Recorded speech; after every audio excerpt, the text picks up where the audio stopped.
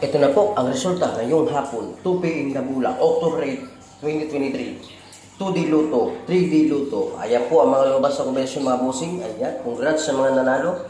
At sa mga hindi, habol tayo mamayang alas 5 po. May laban pa tayo. So yun lang mga bossing, please like and subscribe. Maraming salamat, magandang hapon.